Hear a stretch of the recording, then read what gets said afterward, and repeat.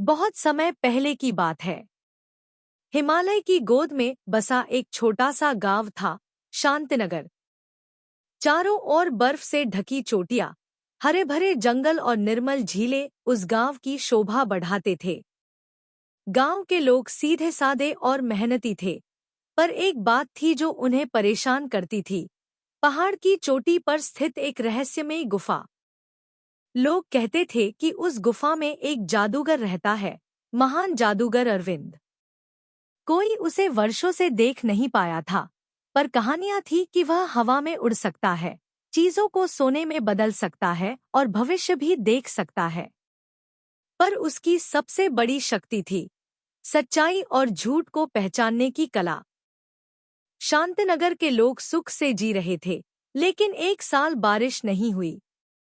न खेतों में फसल उगी, न नदियों में पानी रहा। सूखा पड़ गया। जानवर मरने लगे और लोगों को भूखों मरने की नौबत आ गई। तब गांव की पंचायत ने निर्णय लिया कि किसी को उस रहस्यमय गुफा में जाकर जादूगर से मदद मांगनी चाहिए। पर कौन जाए? गांव के सबसे बहादुर युवक रवि ने आगे बढ़कर कहा, मैं जाऊंगा, चाहे जो भी हो। अगर हमारी उम्मीद उस जादूगर पर है, तो मुझे प्रयास करना ही होगा। रवि गरीब था, पर ईमानदार, परिश्रमी और साहसी। लोगों ने उसे शुभकामनाएं दी और वह पहाड़ की चढ़ाई पर निकल पड़ा। रवि को रास्ते में कई बाधाएं मिली, पत्थरों की बारिश, बर्फीली हवाएं और गहरे खड्ड। लेकिन उसका संकल्प अडिग था। तीसरे दिन, सूरज डूबते समय, वह गुफा के सामने पहुंच गया। गुफा का द्वार अपने आप खुला।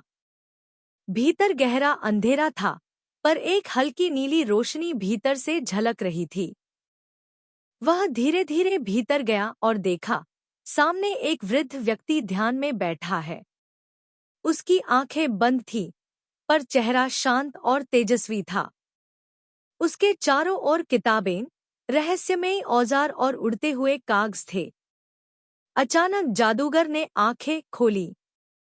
उसकी आवाज गूंजती हुई निकली, रवि, मैं जानता था कि तुम आओगे। रवि चौंका, आपको मेरा नाम कैसे पता? मैं जो देखना चाहूं, देख सकता हूं। लेकिन यह बताओ, क्या तुम मदद के लिए आए हो या किसी लालच में? रवि ने नजरें झुकाईं, मैं अपने गांव के लिए आया हूं। वहां सूखा पड़ा है, लोग भूखे हैं। मुझे कुछ ऐसा चाहिए जिससे हम फिर से जी सकें। जादूगर ने गहराई से देखा और कहा, तो तुम्हें मेरी 3 परीक्षाएं पास करनी होंगी। यदि तुम सफल हुए, तो गांव को जो चाहिए वह मिलेगा। जादूगर ने रवि को एक दर्पण दिया। इस दर्पण में जो तुम देखोगे, वह तुम्हारी आत्मा का प्रतिबिंब होगा। यदि तुम सच्चे हो, तो तुम अपने आप को वैसा ही देखोगे। यदि झूठे हो, तो राक्षस बन जाओगे। रवि ने दर्पण में देखा। उसने देखा एक थका लेकिन मजबूत युवक, जिसकी आंखों में दया थी, होठों पर मुस्कान और पीठ पर जिम्मेदारियों का बोझ। जादूगर मुस्कराया।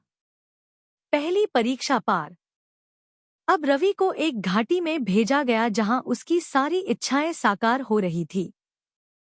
सोने की थाली में खाना, महलों की पेशकश, राजगद्दी और सुंदरियों का साथ।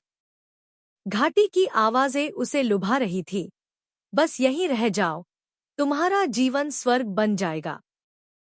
रवि का मन डगमगाया, पर उसने आंखें बंद की और अपनी माँ की भूखी आंखें, बच्चों की सूनी थालियां और गांव की सूखी जमीन को याद किया।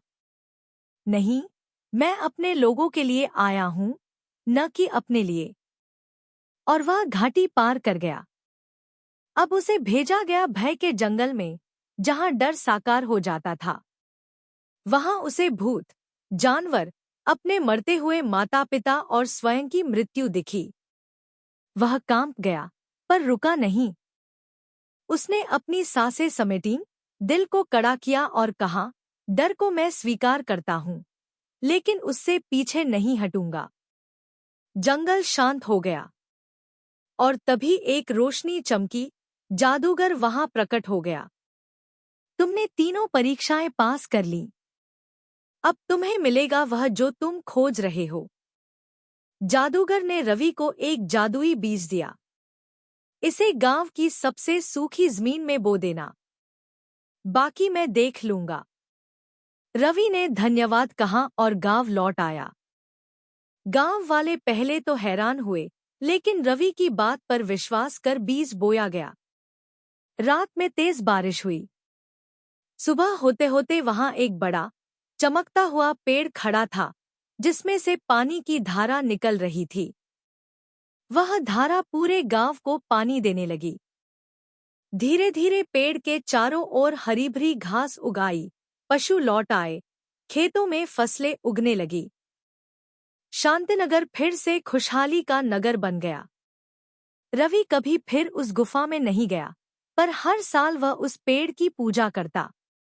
उसने गांव के बच्चों को सिखाया, सच्चा जादू शक्ति में नहीं, बल्कि नियत में होता है। यदि दिल सच्चा हो, तो असंभव भी संभव हो सकता है। यह कहानी हमें सिखाती है कि साहस, सच्चाई और निस्वार्थता से बड़ा संकट टाला जा सकता है। सच्चा जादू किसी छड़ी में नहीं, बल्कि हमारे अंदर छिपे गुणों में होता है। अगर आपको यह कहानी पसंद आई हो, तो इसे लाइक करें, शेयर करें और हमारे साथ जुड़ने के लिए सब्सक्राइब करें।